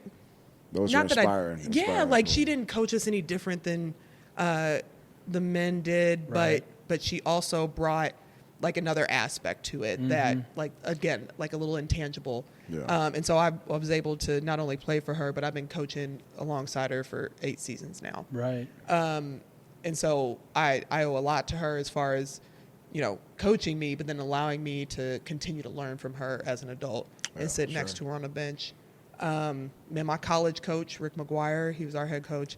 He's a sports psychologist also, so he taught me so much in the way of the mental game. Yeah. I even went and got my master's in sports psych Okay. under his tutelage as well. And so, I think showing that, you can coach the X's and O's, right? But there's so much more to coaching, and that's why I talk about like being intentional and like teaching Right. those other things. Yeah. That's where that comes from, is Ricky Mack. Yeah. Yes, That's awesome. I mean, you've had such a good just career yourself, right? And now you're out here influencing young women, the 2 women on the team, and mentoring people yourself, I'm sure. And you don't get to where you've gotten without people, right? People impacting you and pulling you along, right? Yeah. That's awesome. That's awesome. And when you look at the football game too, I'd like to I played for Coach Kiki. And then my first football coach, Coco Bullock, like that dude was like a mix of like my karate instructor growing up and my dad. And he was just like, I just learned so much from these people. Right. And it's immeasurable how much a coach, like how much of an impact a coach can have on you. Yeah. And sometimes you don't realize it in the moment, right? Well, you see it even with the NFL players and everybody else. How much to even touch on that. How much guys say how much they love Coach Reed. Yeah. That love and that. Man. But feeling man, that you they lead with have, love, man. right? Yeah, All these people absolutely. led with love for Yeah. me, and that's that old adage of like, no, they don't know or they don't care how much you know until they know how much you care. Like, Right. and I carry that with me good. every time I introduce myself to new athletes and That's everything what's like up. that. Like I want them to know it's I like nothing that. nothing they could do on or off the field or the court or throwing ring or whatever that I'm gonna love or care about you more or less, right? Well, You could I throw a mean- world record or you could scratch every one, and Yeah, it doesn't absolutely. impact how I care about you. Yeah, well said. Yeah, I like Speaking of leadership, I saw in 2023 Hallmark Leadership Award. Yeah. Miss Krishna Lee. So talk about that. Like, where did that come from, and how did that hit you? Because let me tell you something. I watched the video. Did you watch the video? I did watch the Man, video. I still And can't watch that If thing. you're seeing this for the first time, go Google that shit. Like 2023 Hallmark Leadership Award. It's incredible. Yeah. The It's- video they did on you is outstanding, Krishna. And honestly, I watched it because I wanted to learn more about like what can we talk about. Yeah. But talk about that. Man, so that award was sponsored by Hallmark, but through Win for KC. So they're the ones that do the camp Right. in the summer. And that organization is all about furthering the lives of girls and women through sport and fitness. And so there's a plethora of awards that go out each year. At this luncheon is the biggest luncheon celebrating girls and women in sports day in the country. Okay. And so, like, last year when I got that award, Brianna Scurry, who is a U.S. women's national soccer goalie on that 99 World Cup team that won at the Rose Bowl, that, like, turned the whole U.S. women's soccer game around, was our keynote speaker. And so, like, myself, I got the Leadership Award. There's a Courage Award. There's a Rising Star Award. There's, like, a Lifetime Achievement. And so it's just recognizing women within our community that have done great things that don't always get the spotlight shown on them. Okay. Yeah. Nice. I mean, the video again. Let me tell you, Ryan that does those videos, if you walk out of that luncheon having not shed a tear, cold inside. And let me tell you, I saw Mama Lee on there. And Precious, it was like making me proud seeing it. Man. I was just like, wow. I think I watched it like 4 times. Yeah, so. it's Listen, awesome. I still can't watch it because you asked how my transition was out of football or whatever. That emotion of, like, knowing that was my last game and all these things. Like, it's still so raw. Every time I watch that video, I'll be like, oh, dang. I actually sent it to my wife too. I did too. I was like, hey, you need to watch this. I did too. Yeah, for real. Let's talk about the city for a second. Yeah. So Kansas City, I mean, I guess a good, start question for you, probably easy question is, where would you like to see, as general manager of Kansas City Glory, where would you like to see the team in the next 5 years, 10 years with Kansas City? Like, what does that look like? What's that goal? 100% having that pay-to-play barrier removed at minimum. Would love to see our women get paid in some way, right? Yeah. But that definitely comes with more spotlight. Yeah. Last year we actually had a resolution. Was that last year? Yeah. A resolution from the city council, like, acknowledging our first game and stuff like that. Okay. So continue with things like that. We, we do, like I said, we have people that support us are deep, right? They support us deep, but we don't have as much breadth. It's not as broad. So continuing to get our name out there, continuing to have opportunities to get in front of the right people that can help push us forward in the ways that are really important. And a lot of it is just getting butts in the seats, man. Yeah. I think a lot of people hear women's football and I think initially go to, like, lingerie. And then we have to be like, no, it's the same game as the men that same thing you see. Yeah. I mean, I want to hit on that, but go ahead. Yeah. And so, a lot of times people will come out and they go, oh, dang. Like, I kind of forgot. And then I saw a ponytail flying, right? Like, oh, yeah. Because it looks, it's legit football. Like, it is it's legit people football. playing football. Yeah. It is people playing a game that we all know and love, right? Yeah.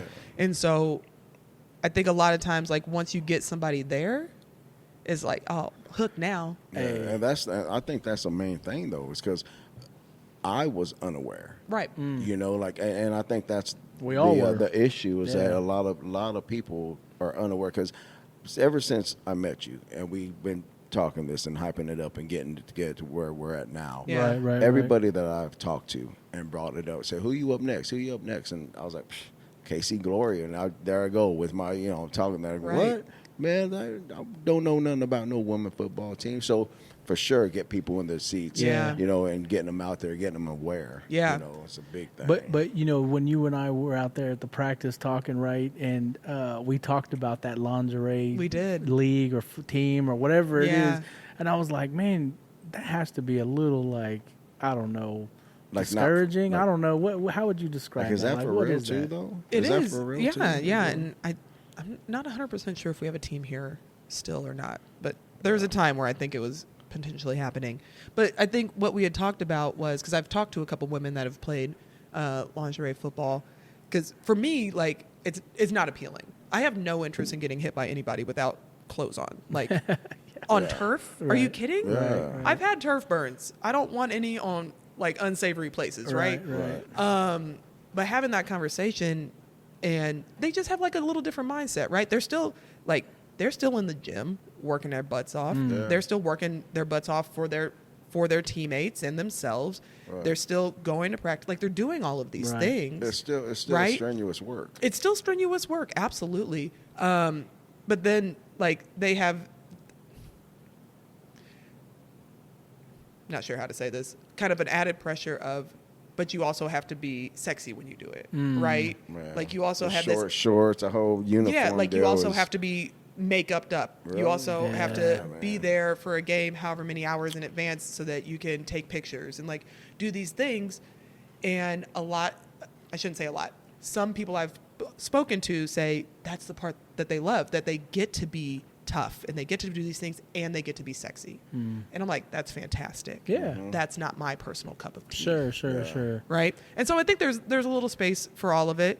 But yeah, that's, Well, I think they also kind of get more recognized only for that reason, which, I mean, all in all, they're still athletes. They're still out there performing. They're still getting the crowd and all that. But in comparison, I mean, to your league, I mean, is there quite significant difference in that? Do you know? I don't know a ton of women that have done both. Right. I know a couple, but Yeah. I don't know a ton. And a few people that have actually played for us actually went out. I knew we were going to have a team here because they went out for that team and then they found out that there They was ain't gotta that put we on. had ours. Yeah. And they were like, oh, I'll be over here. Right. Right. Yeah. But they thought that was like their only opportunity because, like you said, they're the ones that kind of get a little bit of the Yeah. limelight. Yeah. And so, like I said, continuing to build our brand, to get Yeah. our name out there. Now here we are. you told somebody and they told somebody and they Yeah. told somebody, Yeah. right? And so continuing to get on platforms like yours that focus on things that are Kansas City, that Yeah. focus on sports, that focus on women, like all those things in the buckets that we fall into, continues to kind of grow who we are. Right Absolutely. here in Enterrupt KC, Yeah, baby. that's right. Interrupt KC. Is there a sports team locally? I know we have several, but is there one that you like? This is the one I follow the most. The current, Okay. I was on women's sports, Chiefs, obviously. Yeah. I'm really, really excited for the fact that we're going to have a pro volleyball team here next year. Okay. They'll start the season. I think it's in January. So I've been watching this is the inaugural season for that pro volleyball league. So I've How been many? How many's on that team? What is the So there's volleyball? 6 on the Five, floor. So they 6. probably have 12 to 12, 15. yeah, Right. 15. Yeah. Where's their names? They don't have a name yet. Ah. So kind So of like it's brand new. brand new. Yeah. They won't even play till January of next year. Okay. So it's kind of like the current when they brought the team back to Kansas City from having been in Utah. Like, they didn't have a name that first year. Well, if you Yeah, know yeah, anybody that's who right. wants to come talk about the team, I might know a person or two. Enterrupt KC. Yeah. No, that's what's up. Being that you're local, homegrown, what do you think when you see the city now? I mean, listen, we all three of us, right? Yeah. Born and raised in Kansas City. I know my sign says Kansas, but I grew up in Missouri just as much as Kansas, and so for us, when we talk about Kansas City, Krishna, we're talking about the region, right? Yeah. Like, we're Kansas and Missouri, and you see all these things going on. The team's just doing great work. We're actually have new ownership signing actually Royals players now to keep them here. I mean, just there's so much the Royals want to come downtown. The Chiefs win the Super Bowls. KC Current, Yeah. KC Monarchs. So much going on. What do you think about it?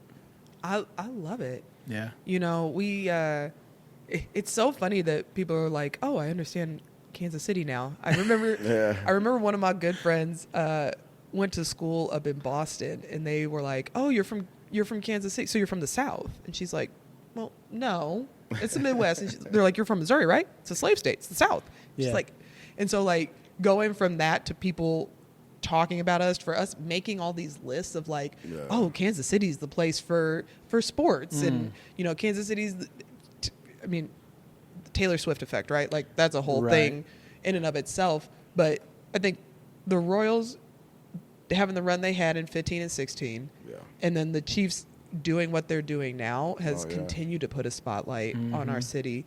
And you've seen how it's grown over the years. Like, to be here in this area Or like yeah. to go downtown on a Tuesday night. Yep. Like we could do that and find stuff to do where, you know, when we were growing up, it was like 5 o'clock, ghost town down there. Yeah, for Yeah. sure. Just Right. even this building we're in, you know, I remember I used to live right up the street in Yeah. one of these lofts. Oh, and yeah, this yeah. wasn't even, this was nothing. Yeah. You know, and just, this is a newer brewery here at Strange Days, you know. Just and I came celebrated down here a 6 couple years. years. Yeah, yeah, So yeah. that's new, man. That's Yeah. new, yeah. That revitalization in Kansas City's just been incredible to watch. It's just Expansion like, is great. it's a vibe, It right? is. It's a vibe. Man, I love it. I can't even Like explain 2 it right to Chainz, people. That's a vibe. Yeah. That's No, cool. no. I love that, you know, and I love hearing the perspective. I mean, you know, we ask this question with every guest, you know, because they've been in Kansas City, either just grown up here, born here, or they've been here a long time, and long enough for all of us to see the city just Transform, grow yeah. and transform. You know, I mean, you see the Ferris wheel, you know, and just There's a Ferris wheel. yeah, like that's what I tell people. I said, man, you know how I knew we made it when they put a Ferris There's wheel a in, Ferris boom, wheel. like I didn't even know that thing was coming. we Those things good. are all over the country. I You know. they're My all mom over the texted me country. outside of town. She said the Ferris wheel's up. What are you talking about? Yeah. We got a Ferris wheel. I went to St. Louis, and this past weekend I went to St. Louis, and I was like, shit, they got a Ferris wheel down here. Yeah. Like, Yeah. damn. Yeah. Like, They're hey, all over the place. They know, are. That's what's up. You Wow. know. Question we ask everybody. Yeah. Tell us you're from KC without telling us you're from KC. You know what's sad? I watched so many of your episodes, and I feel like maybe I didn't get all the way to the end because I would have been more prepared for this question. Well, listen, this is the question that people are like, damn, I got to get a good one. Yeah, I do feel like I got to get a good one. Yeah. Oh, man. I mean, you born and raised, girl. The bar is high. The bar is high. Hey, you're 39th and Truce. I know, but you're- I was about to be like, I know where the red line's at. Hey. And it's right where I grew up. Hey, yeah. That's facts. Yeah. That is facts. When I was looking to buy a house, I said, I'm willing to go east of Troost. And that like says something to a realtor, right? Oh, man. That's a great question. You know, I was going to say there was a long time in my life where I was Kansas City, Missouri, born and raised, right? Yeah. But I just recently moved to the Kansas side. Hey. And it is Okay. a weird feeling. It feels like you're, you know. It is. Damn. It feels like you're being a traitor or something. I don't know. And my dad spent his whole teaching career there. I spent a lot of time in KCK. But I was like, I can't believe, like, Word. I got Kansas plates now. Yeah. But I feel like that also kind of makes me a true Kansas Citian, Yeah. right? like That you've it. been on both Love sides it. of the state line. I mean, that's facts though, right? Yeah, for because sure, because man. like D-Rod and I mean, we both cross the state line. Yeah. All the you know, time, all the yeah. time coming up, right? And that's one thing that we're really proud of. You know, that's why this whole idea of Interrupt KC, it's both sides. Yeah. You know, Yeah. and this one thing we talk about with our guest Krishna, the state line. I mean, this is a way you can tell you're from KC without saying from KC. That state line, just saying the word state line. Yeah. That's it. But it used to be very thick and wide. You know, Yes. one side didn't play with the other. Mm-hmm. And Right, that's what right. we think we'd like to, that we're bringing, is that, you know, that state line has thinned over time. It has. And it's good to see Kansas City grow collectively together. So Yeah. just want Nice. to throw that out there. I agree. Oh, yeah, Thank for you. sure.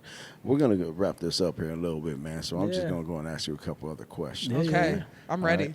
right. One of them, and you kind of touched on it a little bit, you know, but I want to get a little bit more into this. What advice would you give any young athletes, you know, that are looking up to play any kind of sports? I mean, you're multitask. You played basketball. You did Yeah. shot put. I mean, you've done track. You did Yeah. swimming. You did karate, football. I mean, shit, you did it all. Anybody, young adult, who's looking to get in any type of sport and seek some type of professional deal, what kind of advice would you give them? Try. Try. Yeah.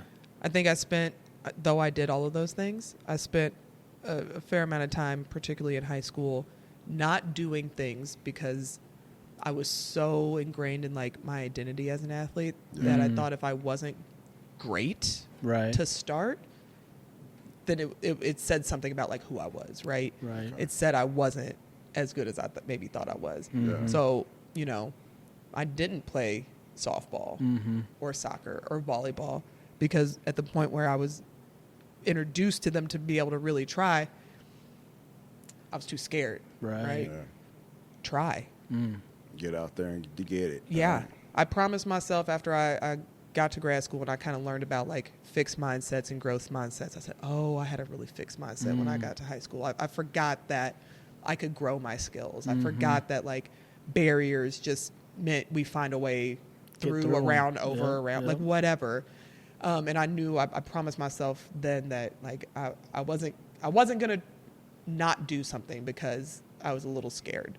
Or I was a little nervous, or I hadn't done it before. I wasn't going to be immediately great at it. Yeah. And that's actually kind of what led me to football, because I ended up, when I moved back here from Columbia, I ended up playing indoor soccer very poorly. But that ended up, I was like, I'm going to try though, right? I'll give it a shot. Right. I can just go have fun. Right. I can turn my competitive spirit down a little bit and have a good time. And ended up playing against a girl that played football and was like, hey, we got tryouts in 2 weeks. Nice. Right? I love it. So yeah, my advice is try. Nice. With all this stuff that you do, right, what do you do in your spare time? What spare time?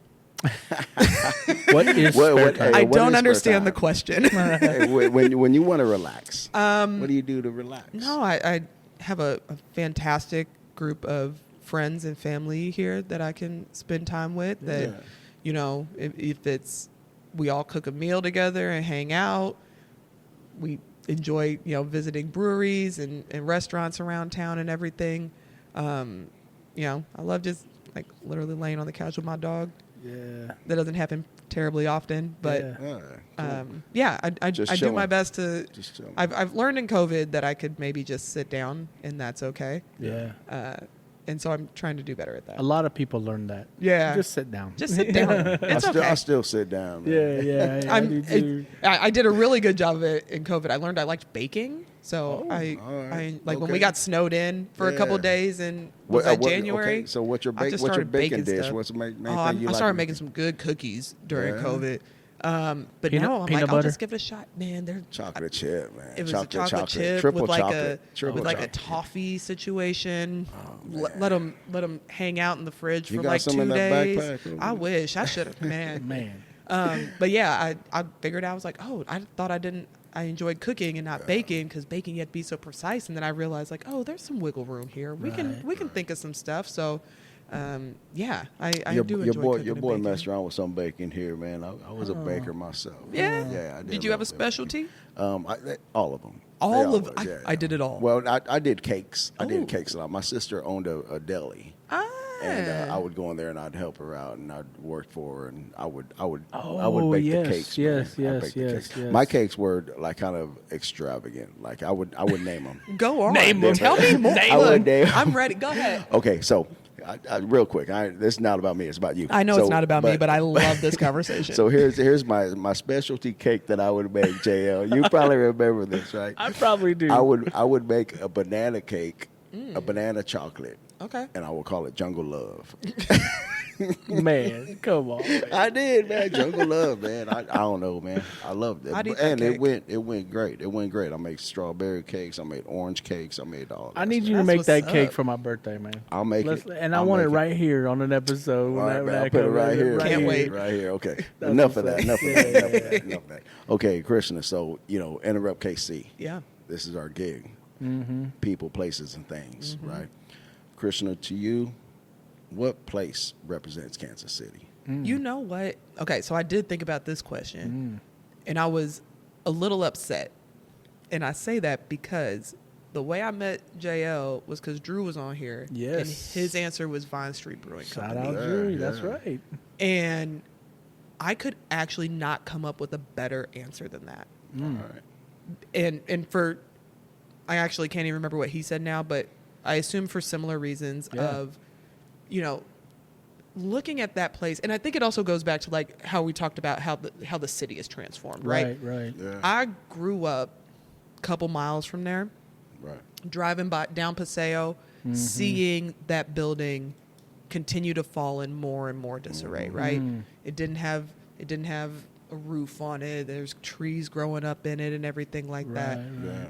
And to see what it has been transformed into, I think says a lot about the care, the people, the investment into our city. My manager there told me a great story that I was just like, yo, this is it. And there was a gentleman a few weeks after we opened who was kind of standing in the corner, not in line, or maybe he was at the end of the line, but he was kind of standing there crying. And she saw him and she was like, okay, we'll see what's going on. Right. And he ends up getting to the front of the line and she's like, are you okay? Yeah. And he said, man, back 15 years ago, I used this place for shelter. Wow. Like, I lived in here. Wow. And the fact that that man could come back to that place as somebody who, like, had put himself back together or with whatever help and resources that he was able to gather and be there and be in a place that's now thriving. Yeah. Like, he comes back and just does work there. Right. Sometimes, like, doesn't drink, just enjoys being in this transformed space as a transformed man. Yeah. And so I think that says a lot about Kansas City and like who we are as a people. I love it, man. You know, and you know, Krishna, you said this. Drew was like our second episode, and I'll tell you what, I go back and watch that episode because he dropped so much knowledge on that episode. Yeah. But when he said that, I think we both were like, we never heard of that place. Yeah. You know, and I'm hoping just like KC Glory, right? Yeah. People are like, we never heard of this. You know, what is this? Let's check this out. And from that conversation we had with Drew, we've both gone down there now. And friends of ours. Yeah. And friends. You know, people are like, man, what is this place? You know, for sure. So shout out Vine Street Brewery. Yeah, for sure. The other thing I wanted to ask you is there anything you'd like to share besides what we all have said already? Anything that we didn't ask you that you wish we did? That's a good question. I think I snuck in all the stuff I wanted to. Okay. You know? Okay. I'm good at like weaving in a little something here and there. Yeah, that's all good. Oh, you know what? We got people behind the scenes that are out here like, you forgot something. I was able to bring my my world champion ring. Hey, check that out. And you know what? This was really cool. So it has all 4 years that we won world championships. So 2010, 13, 17 and 22 on it. USA for USA football, my last name and everything. Damn. That's dope. Let me rewind to a question you had asked before, and I get to tell this story too. Yes. We also saw some really good support from the Cleveland Browns. Okay. For tackle football for Team USA. Yeah. Callie Brownson, who is, I think her title is still Chief of Staff for Kevin Stefanski, the head coach there. Okay. Working with the tight ends and wide receivers, maybe. She's going to kick my butt because I don't know this off the top of my head. But she was our head coach for Team USA. Yeah. And so it was really cool while we were over in Finland. Like, we got some pictures and video. Like, they had the games playing in their facility. So it was like some of the Browns guys watching and everything. And so when we came back, we actually got to go on the field and get recognized last December when they played the Ravens. Nice. And so that's when they presented our rings to us. We got to walk across the stage, the whole stadium's chanting USA and everything like that. So that was like a super surreal moment. Well, and you know, you said it earlier, right? You're like, man, I've always wanted to represent the USA in a sport. Yeah. I mean, I could imagine like just the sports you've played, you know, they're somewhat specific to the Olympics too, right? Yeah. Like, I mean, and just playing those as a young female and then competitively throughout your life and then get into that point where you're receiving that ring and that medal. Oh, man. I didn't even care that it was cold. I don't even like going to cold football games. I didn't even care. I wouldn't either, right? Man, I would not care. It was amazing. I would not care. I would not care. Great. Well, Krishna, it's been great having you on here. I appreciate y'all having me. I appreciate y'all doing what you're doing, shine a spotlight on, you know, some of us lesser known folks, and as we continue to, you know, work up and everything. I just think this was a really fun opportunity and like maybe a little serendipity for me working the bar the day you got to come down and try some Vine Street that got us all here. I am a person, I know D-Rod is too, you know, things are meant to happen. Yeah. The way they're supposed to happen. And they fall in. I'm so glad that we met you. I'm so glad that you're here on Enterrupt KC talking about Kansas City Glory team yourself. I mean, you represent Kansas City so well, Krishna, and you represent Kansas City Glory so well. Yes. So thank you for being who you are for the Glory, for Kansas City. Keep up the good work. I know you will, out there mentoring those young people. Enterrupt KC, people, places, and things. Yeah. Kansas City, JL, D-Rod. D-Rod. Until next time, everybody. Peace. Come check us out. Bye, everybody.